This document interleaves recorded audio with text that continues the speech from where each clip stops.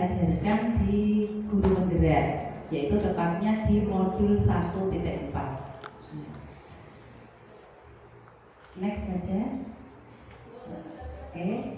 Budaya positif yang diajarkan di dalam Guru Penggerak itu ada 8 poin, yaitu perubahan paradigma belajar, kemudian disiplin positif, nilai-nilai kebajikan, kemudian ada nanti kebutuhan dasar manusia, ada motivasi perilaku manusia, kemudian posisi kontrol guru, keyakinan kelas, dan ada segitiga restitusi.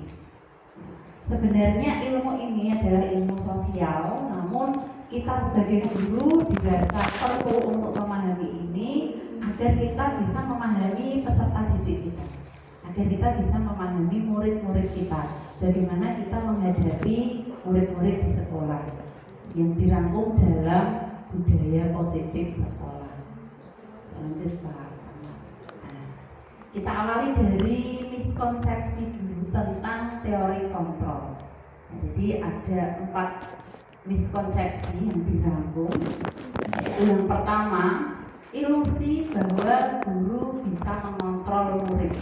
Nah, selama ini kita berpikir, termasuk saya itu juga berpikir kalau guru itu mesti bisa mengontrol murid. Nyatanya kalau disuruh pasti mau. Itu ternyata hanya ilusi Bapak Ibu, hanya ilusi. Sebenarnya kita tidak bisa mengontrol murid. Yang bisa mengontrol murid adalah murid sendiri, dirinya sendiri. Nah, nanti bagaimana biar murid itu bisa mengontrol dirinya sendiri, nah, itu tantangan kita. Kemudian ada ilusi juga, ilmu bahwa semua penguatan positif itu efektif dan bermanfaat. Ya, apa yang kita nasihatkan terus-menerus kepada siswa itu tentu saja baik, tentu saja itu baik. Ya, namun nanti ada sisi-sisi, tapi itu kurang berkelanjutan. Nah, nanti bagaimana baiknya? Yang selanjutnya adalah ilusi bahwa kritik dan membuat rasa bersalah itu mampu menguatkan karakter. Kita sering membuat anak itu biar merasa bersalah, ya, ketika melakukan kesalahan, kok seperti itu, kamu sudah mengecewakan saya. Nah, itu membuat anak itu merasa bersalah, dia dikritik, dimarahi. Nah, itu pemahaman kita sebelumnya itu adalah hal seperti itu mampu menguatkan karakter anak dengan kita sering memberikan tekanan-tekanan, itu bisa menguatkan karakter anak. Tapi ternyata itu justru malah bisa membuat anak minder. Jadi kepercayaan dirinya bisa turun. Kemudian yang terakhir, ilusi bahwa orang dewasa berhak memaksa. Nah, ini juga ilusi. Sebenarnya kalau ini dilakukan terus-menerus bisa jadi anak malah berontak. Jadi yang ini selama kami menyampaikan materi ini, Bapak Ibu sambil membayangkan murid-murid sehari-harinya seperti apa. Nanti coba dirasakan, oh iya ternyata seperti itu. Oh iya, murid ini kok diperlakukan seperti ini, manut, tapi dilakukan lagi. Ternyata nanti ada alasannya. Lanjut Pak Kamal. Next lagi, ini sudah saya jelaskan tadi lagi Pak. Ini kalau saya ini insya Allah akan singkat saja biar nanti materinya Pak Kamal nih yang paling asik kayaknya. Sebelumnya Pak, nanti Pak. Nah, kemudian ada paradigma, ya, paradigma sebelum dan paradigma seharusnya. Ya. Paradigma yang stimulus respon ini yang biasa kita jadikan mindset, yaitu biasanya kita menganggap kebutuhan setiap siswa itu sama. Nyatanya apa? Kita kalau memberikan pelajaran biasanya sama rata, ya, padahal anak itu tingkat kesiapan belajarnya berbeda-beda. Kalau berdasarkan teori kontrol, kebutuhan setiap anak berbeda. Kemudian lagi semua orang melihat hal yang sama. Jadi sudut pandang guru ketika menerangkan, ya, anak saya terangkan seperti ini, harusnya sudah paham. Tetapi dari POV anak, point of view-nya anak itu ada yang bisa menangkap, ada yang nggak paham, ya, itu pasti itu. Setiap orang memiliki gambaran berbeda, anak punya sudut pandang berbeda. Kemudian lagi kita mencoba mengubah orang agar berpandangan sama dengan kita. Nah ini juga kurang tepat, kurang tepat. Semua orang itu, jadi kita berusaha memahami pandangan orang lain tentang dunia. Bukan murid yang harus sama pandangannya dengan kita, tapi kita coba berusaha memiliki sudut pandang yang sama dengan murid. Jadi kita memahami sudut pandang murid itu seperti apa. Oke, kemudian ada perilaku buruk dilihat sebagai suatu kesalahan. Ya, kita saat ini pun pasti jika ada murid yang melakukan kesalahan, oh ini buruk, pasti yang muncul yang pertama itu.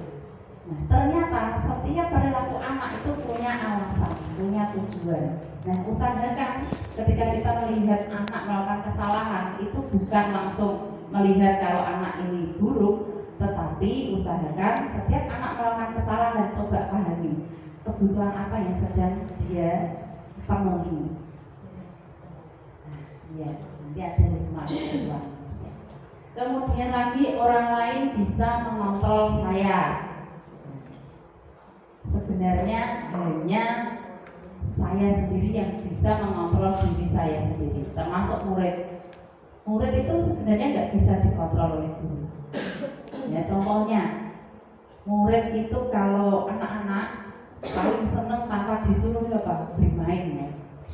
Bermain itu tanpa disuruh mesti sederhana. Dia sedang memenuhi kebutuhannya akan kesenangan. Nah, terus kita suruh belajar manut. Itu bukan berarti kita bisa mengontrol murid. Itu sementara murid hanya mengikuti keinginan kita biar tidak dihukum atau biar mendapatkan reward. Nah, nanti bagaimana biar murid itu sadar akan kebutuhan belajarnya sendiri. Jadi kita bahas. Kemudian ada saya bisa mengontrol ini yang sama dengan tadi, ya. Selanjutnya perilaku pemaksaan ada pada saat bujukan gagal. Nah, biasanya kita kalau menghadapi anak ketika dibujuk nggak mau, akhirnya dipaksa dengan hukuman misalnya.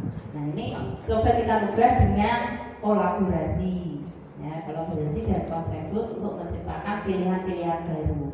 Jadi anak itu diajak negosiasi, diajak motivasinya yang pertama dan kedua, yaitu untuk menghindari hukuman atau untuk mendapatkan imbalan.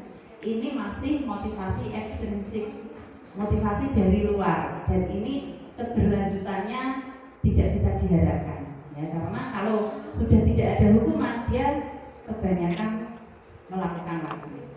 Atau kalau dikasih imbalan, anak dikasih imbalan, misal dikasih uang 50.000, ranking 1 50.000, terus dia akhirnya ranking 1 terus, lama-lama bosan cuma 50.000.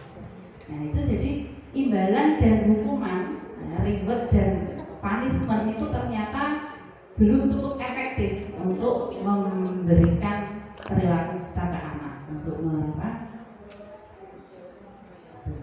Nah, lalu bagaimana seharusnya? Seharusnya adalah yang ketiga, kita munculkan motivasi intrinsik dari diri siswa. Motivasi intrinsik bagaimana? Untuk menjadi orang yang mereka inginkan dan menghargai diri sendiri dengan nilai-nilai yang mereka percaya. Dan anak ditanamkan nilai-nilai kebajikan. Jadi nilai-nilai kebajikan kita tanamkan ke anak sehingga ketika dia melakukan kesalahan, kita tinggal menanyakan apa yang kamu yakini. Mencuri itu menurutmu bagaimana? Itu sangat misalnya. Lanjut Pak Bambang.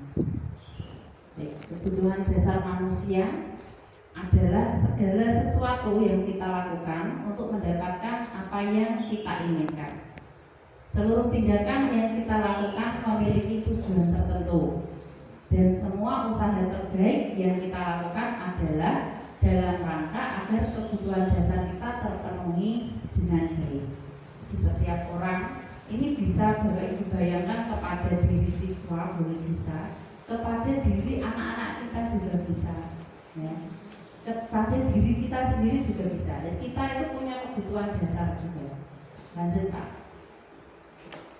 Nah, apapun yang kita lakukan, termasuk saya berdiri di sini, termasuk Bu Isti mengadakan IHT, Bapak Ibu datang ke sini, itu pasti punya alasan.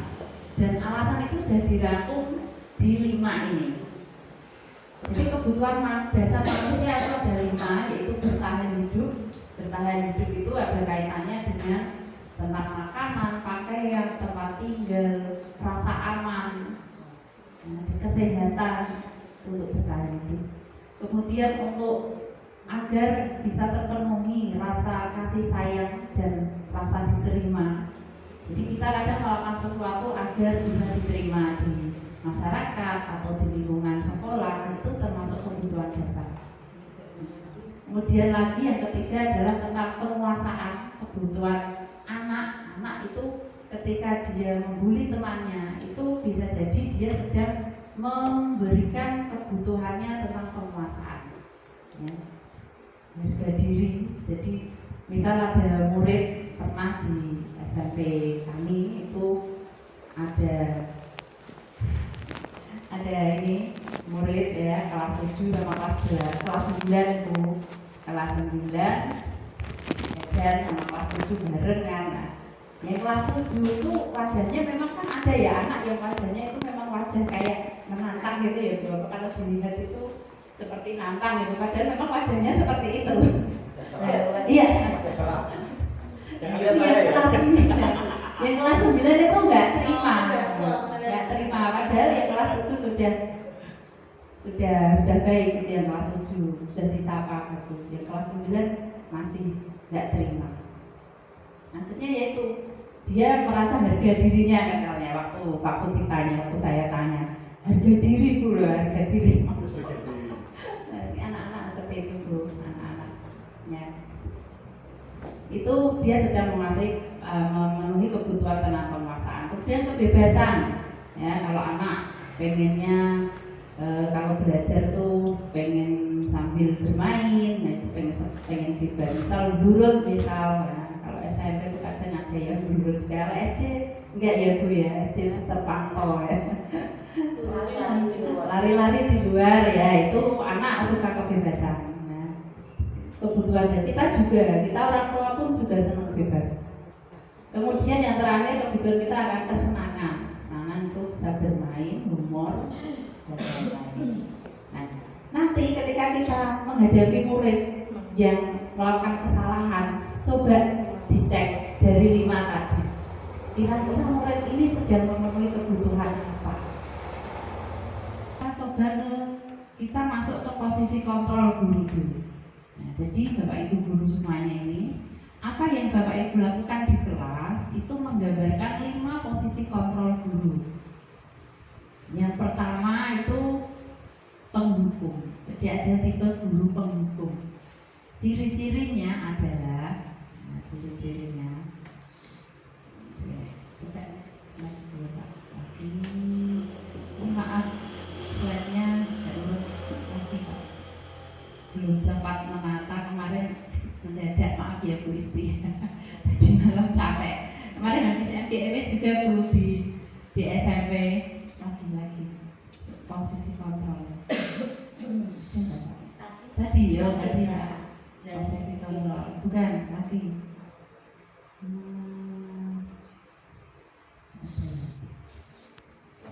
Lari lapangan, hormat bendera. Ya. Kemudian ada pembuat merasa bersalah. Ini biasanya guru saya halus-halus tapi nyelekit. Halus tapi nyelekit. Jadi membuat anak itu biar merasa bersalah. Ya.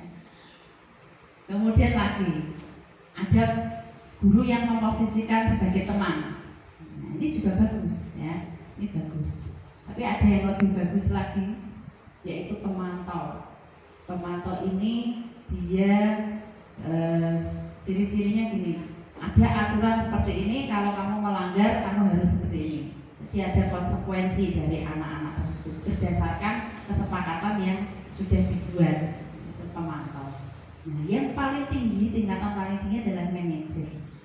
Nah, manajer ini, guru yang memiliki posisi manajer ini, dia setiap ada anak yang melakukan kesalahan, dia sudah otomatis dia melakukan restitusi. Yang dilakukan adalah langkah-langkah restitusi. Nah, restitusi nanti seperti apa? Nanti ya. Sekarang kita kembali lagi. Yang diberikan kepada saya, maaf ibu saya. Tadi perkenalkan, nama saya Endang Siswati, ngajar di kelas 1. Tadi Bu Hema menjelaskan bahwa pembelajaran yang sebaiknya itu dilaksanakan dengan kesadaran anak didik. Tapi selama ini yang kami laksanakan itu keinginan guru. Tolong Ibu jelaskan bagaimana caranya pembelajaran yang sesuai dengan kesadaran anak didik. Ya, itu yang nomor 1. Yang nomor 2, bagaimana cara mendidik anak atau apa yang harus saya lakukan pada anak didik saya ketika anak itu sering melakukan kesalahan, tetapi cara saya itu bagaimana supaya anak itu tidak merasa tertekan dengan memperbaiki perilakunya tadi.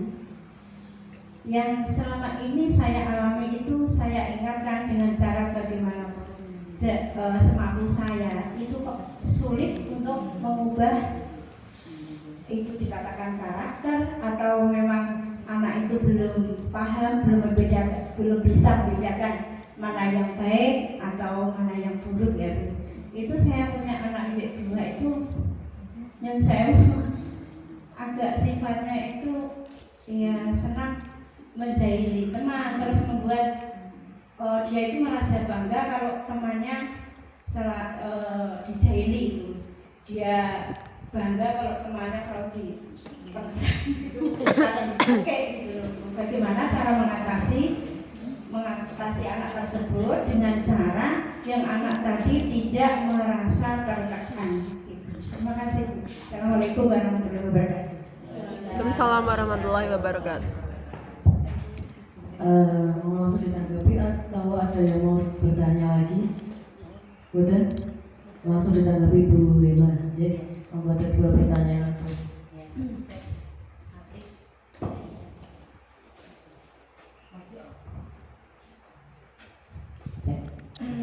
Baik, ini pertanyaannya sederhana, tapi sebenarnya ini seperti psikolog ini yang menjawabnya. Oke. Tadi dicatat nggak Bu Anita pertanyaannya? Pertanyaan yang pertama, tadi mengenai kesadaran anak didik masalah belajar. Belajar itu kan selama ini bukan keinginan yang oh ya, bagaimana agar anak itu belajar sesuai kesadaran dari dirinya tadi ya. Oke, baik. Ya, kira-kira kita bayangkan dulu kelas seperti apa yang bisa membuat anak ini belajar sesuai dengan apa yang diinginkan. Jadi mereka belajar itu dengan sukarela, dengan senang hati, dengan termotivasi dari diri mereka sendiri, tanpa ada ketakutan nanti kalau dihukum. Itu suasana seperti apa? Kira-kira pembelajaran seperti apa yang bisa menciptakan kondisi seperti itu? Olahraga. Kita ambil contoh olahraga. Pak Tek mana Pak Tek? Izin. Yang pidatan sehingga setengahnya berbeda. Oke. Nah, kenapa anak kalau olahraga itu mereka lebih all out, ya, tidak tertekan, karena mereka senang, mereka merasa butuh. Nah, coba kita di kelas-kelas, walaupun tidak pelajaran olahraga, kita berusaha untuk memberikan pembelajaran yang anak itu nanti biar senang. Nah, kalau pembelajaran kita senang, menyenangkan, ya, nanti pasti anak akan mengikuti pelajaran seperti mengikuti olahraga tadi.